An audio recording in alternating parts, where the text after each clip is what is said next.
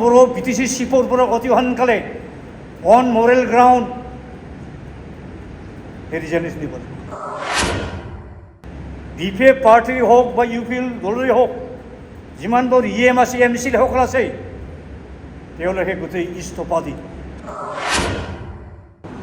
আৰু বড়োলেণ্ড সুৰক্ষা জনজাতি সুৰক্ষা মঞ্চৰ হৈ আমি যি সংবাদমেল ইয়াত অনুষ্ঠিত কৰিছোঁ, আৰু এই সংবাদমেলত আপোনালোকে কোকৰাঝাৰ প্ৰেছ ক্লাবৰ হৈ ইয়াত অংশগ্ৰহণ কৰাৰ কাৰণে অশেষ ধন্যবাদ জ্ঞাপন কৰিছোঁ আৰু আপোনালোকক স্বাগতম জনাইছোঁ। আজিৰ এই সংবাদমেলৰ মুখ্যতম উদ্দেশ্য হ'ল ইলেকশ্যন কমিশ্যন অফ ইণ্ডিয়াই যোৱা 2022 চনৰ 27 ডিচেম্বৰৰ পৰা আৰম্ভ কৰি আগষ্ট মাহৰ যোৱা 11 তাৰিখত অকস্মাতে আমি সন্তুষ্ট হ'ব নোৱাৰাকৈ অনাকাংক্ষিতভাৱে অপ্ৰত্যাশিতভাৱে যি ফাইনেল ড্ৰাফ্ট প্ৰপ'জেল পাব্লিছ কৰিলে, নটিফিকেশ্যন আৰু অৰ্ডাৰ নম্বৰ 2 ইছ্যু কৰিলে, এই বড়োলেণ্ড অঞ্চলৰ 29 লক্ষ জনগণ ৰাইজৰ কাৰণে কোনো পধ্যে সন্তুষ্টজনক হোৱা নাই। আৰু বিশেষকৈ অসমৰ আৰু বড়োলেণ্ড টেৰিটৰিয়েল এৰিয়াছ ডিষ্ট্ৰিক্টৰ আচল ভূমিপুত্ৰ খিলঞ্জীয়া ট্ৰাইবেল লোকসকলৰ কাৰণে কোনো পধ্যেই সন্তুষ্টজনক হোৱা নাই। বৰঞ্চ আমি এইটো ক'ব পাৰোঁ, এই ফাইনেল ড্ৰাফ্ট প্ৰপ'জেলৰ জৰিয়তে বড়োলেণ্ড অঞ্চলৰ খিলঞ্জীয়া ট্ৰাইবেল জনগোষ্ঠীৰ লোকসকলক যথেষ্ট প্ৰকাৰে অপমান কৰা হ'ল। It is a great humiliation and insultation to the indigenous tribal people of BTD। আমাৰ যি ভাৰতৰ সংবিধানে দিয়া যে ৰাজনৈতিক অধিকাৰ, যে কনষ্টিটিউচনেল ৰাইটছ এণ্ড প্ৰিভিলেজেছ, ইয়াক ভাৰত চৰকাৰ আৰু অসম চৰকাৰে ইলেকশ্যন কমিশ্যন অফ ইণ্ডিয়াৰ জৰিয়তে কাঢ়ি লৈ যোৱাৰ এটা অতি ঘৃণনীয় নিন্দনীয় এটা ৰাজনৈতিক ষড়যন্ত্ৰ ৰচনা হ'ল। আৰু ইয়াৰ দ্বাৰা এটা প্ৰমাণ হৈ গ'ল যে 2003 চনত ইণ্ডিয়ান পাৰ্লিয়ামেণ্টে দুটা সদনে, লোকসভা ৰাজ্যসভাই Act নং 44 BTC Act পাছ কৰাৰ জৰিয়তে যে বড়োলেণ্ড টেৰিটৰিয়েল এৰিয়াছ ডিষ্ট্ৰিক্ট নামৰ এটা স্বায়ত্তশাসিত এটা অঞ্চল আৰু ইয়াক শাসন কৰিবৰ কাৰণে যে বড়োলেণ্ড টেৰিটৰিয়েল কাউন্সিলৰ জন্ম দিয়া হৈছিল, গঠন কৰি দিছিল তদানীন্তন প্ৰধানমন্ত্ৰী সন্মানীয় অতুল বিহাৰী বাজপেয়ীৰ নেতৃত্বত আৰু LK আদৱানী ডাঙৰ নেতৃত্বত যি NDA চৰকাৰ চলিছিল, এই চৰকাৰে অসমৰ খিলঞ্জীয়া ট্ৰাইবেল লোকসকলক ব্ৰহ্মপুত্ৰ উত্তৰ পাৰত যি চেল্ফ ৰুল এটা স্বায়ত্তশাসিত অঞ্চল গঠন কৰি দিছিল সংবিধানৰ 6ষ্ঠ অনুসূচীৰ অধীনত, ইয়াক সম্পূৰ্ণভাৱে উইথড্ৰ কৰাৰ নিচিনাকৈ এটা পলিচি গ্ৰহণ কৰিলে। ইয়াৰ প্ৰমাণ হিচাপে আমি ক'ব পাৰোঁ যে BTD আজিৰ তাৰিখত 6 শিডিউল এৰিয়াৰ প্ৰভিজনৰ অধীনত পৰে।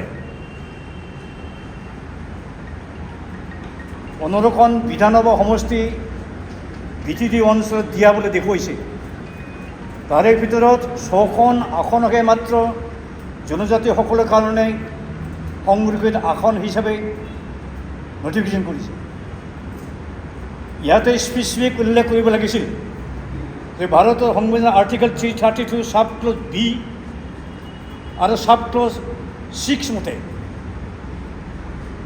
গোটেই সমষ্টিসমূহ জনজাতি লোকসকলে সংৰক্ষিত আসন হিচাপে ৰাখিব লাগিছিল। Article 332 sub clause 2 আৰু সাব ক্লজ 6ৰ ভিতৰত সংৰক্ষিত আসন দেখুওৱা হোৱা নাই। ইয়াৰ অৰ্থ সেইটোকে ক'বলৈ গৈছে যে বিটিডি অঞ্চল আৰু 6 শিডিউলৰ অধীনত নাই।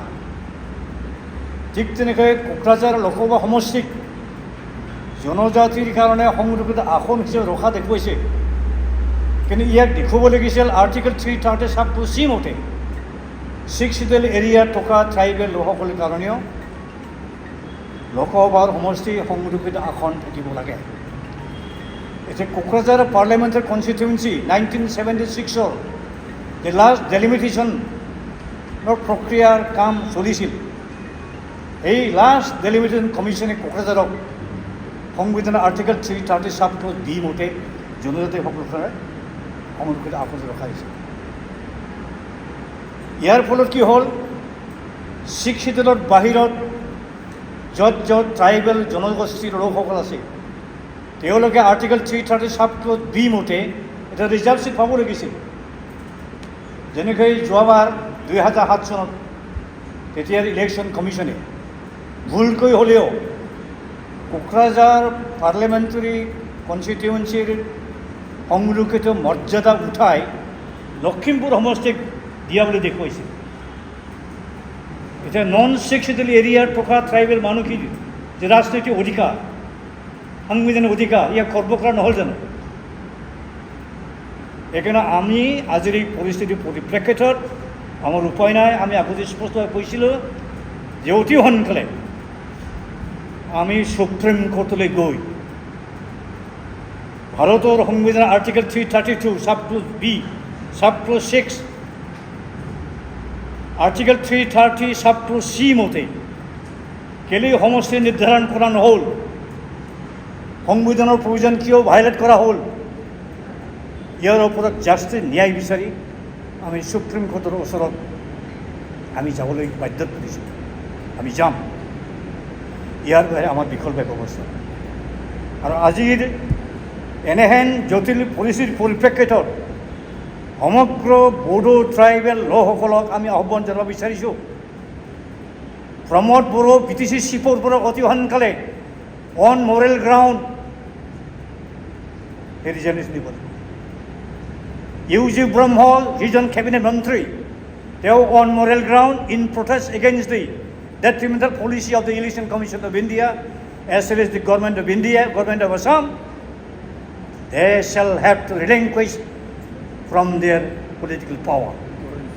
যিমান MLA সকল আছে, BPF পাৰ্টিৰ হওক বা UP দলৰে হওক, যিমানবোৰ EM আছে, MC সকল আছে, তেওঁলোকে গোটেই ইস্তফা দি গণতান্ত্ৰিক সংগ্ৰামৰ কাৰণে আমি একত্ৰিত হ'ব লাগে। এইটো হ'ল আমাৰ আহ্বান। কোনো আমাৰ বড়ো মানুহ বা ট্ৰাইবেল মানুহ মন্ত্ৰী, MLA, EM, MC, CM, MP হৈ থকাৰ কোনো ইয়াত দৰকাৰ নাই, প্ৰয়োজনীয়তা নাই। সেইকাৰণে আমাৰ আপিল হ'ল অতি সোনকালে MP চিটৰ পৰা, MLA চিটৰ পৰা, মন্ত্ৰীটোৰ পৰা, EM পৰা, BTCৰ পৰা, ক্ষমতাৰ পৰা আঁতৰি আহিব। চৰকাৰৰ ওচৰত আমি ষ্ট্ৰংলি বলিষ্ঠভাৱে আমি দাবী উত্থাপন কৰিব লাগিব। যেতিয়ালৈকে কাৰেকশ্যন নহয় তেতিয়ালৈকে আমাৰ গণতান্ত্ৰিক সংগ্ৰামত আগবাঢ়ি গৈ থাকিব। আৰু কোৰ্ট কাছাৰী জুডিচিয়াৰী সহায় লোৱাৰ যি প্ৰক্ৰিয়া, কাম কাজ, ইয়ে চলি গৈ থাকিব, উপায় নাই।